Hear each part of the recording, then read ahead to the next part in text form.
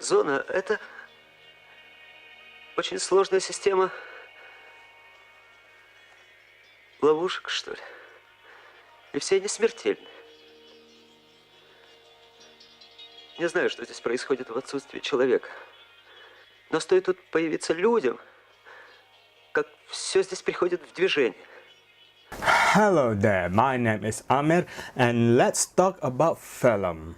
So today we are going to talk about Stalker. Oh, no, not that kind of Stalker, but a 1979 film by Andrei Tarkovsky entitled Stalker.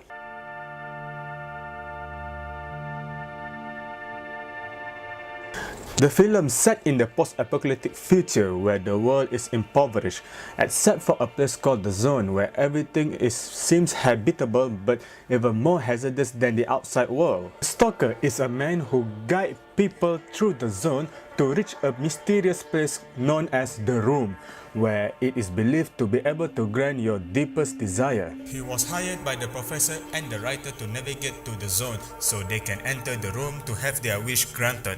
The professor wants to win a Nobel Prize and the writer wants to clear his writer's block. In the end, they didn't even enter the room. What? Why was that? The whole film is building up about the room, then why didn't even enter it? Okay, so what is this film is all about? Well, according to the director, the film is about the existence of God in man and about the death of spirituality as a result of our possessing false knowledge. In short, the film is about meditation on our own faith and spirituality. The room could also be a god or maybe a deity. It didn't grant you what you want, but instead what your deepest desire is. This can be seen from the story of Porcupine, a former stalker. He goes to the room to revive his brother, but instead the room gives him riches because deep down inside that's what he wanted. In the end, he committed suicide because he feeling ashamed of his own deepest desire. Okay, so what's the deal with that two men who refused to enter the room? Well, about that, the director noted that it is because they lack of courage to do so. And so, the two men reached their objective. They have been through a great deal, thought about themselves, reached themselves, and they haven't got the courage to step across the threshold into the room which they have risked their life to reach. They have become conscious that at the tragic, deepest level of awareness, they are imperfect. They had summoned the strength to look into themselves and had been horrified, but in the end, they lacked the spiritual courage to believe in themselves.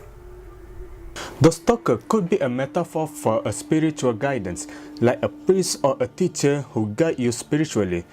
His only wish is to see them prove their faith by having their wish granted by the room.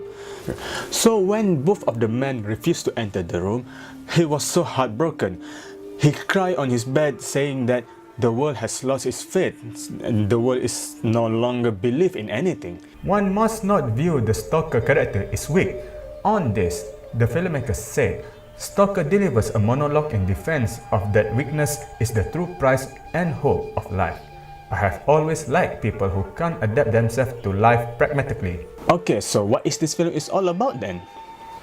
Well, it's a meditation on our own faith and spirituality. Maybe the filmmaker wants us to keep believing in our own faith and spirituality.